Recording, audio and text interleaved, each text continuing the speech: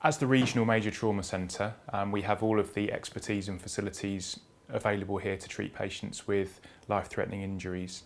In particular, I'd like to bring out that we have rapid access to blood transfusion products, we have rapid access to CT scanning and rapid access to all of the surgical expertise needed to perform these potentially life-saving procedures.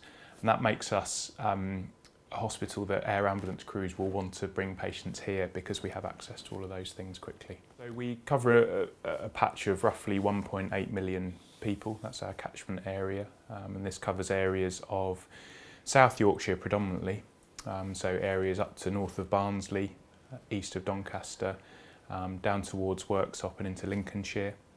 Also quite a large area of North Derbyshire, and that's an area of particular interest to us because of the outdoor pursuits that are going on in the Peak District, and also kind of rural A roads, and often we get quite a lot of road traffic accidents from those areas as well. So the things that the air ambulance can offer that land ambulances usually can't is that we have a doctor paramedic team, so we have a much wider range of emergency interventions that we can do on scene if they're necessary.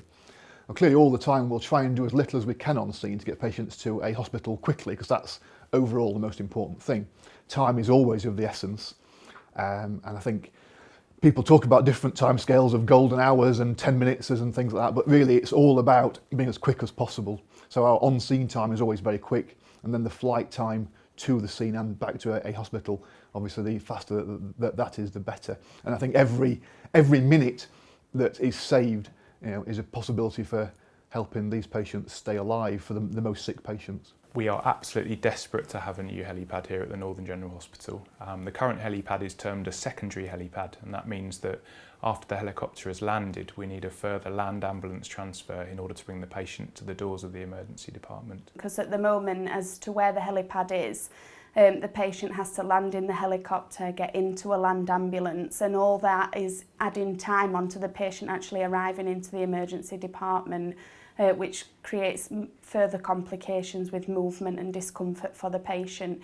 The new helipad that we've planned for is a primary helipad, and that means that the helicopter can land. We can send out a small group of staff with a trolley and get the patient straight away down the ramp and into the emergency department much more quickly, much more safely. Think about yourself, and if you have your family member involved in an accident, you want to get the best treatment. You want to have this new helipad system which can get your family member quicker to the hospital, get all this trauma team, treat the patient efficiently, and that can be a lifesaver.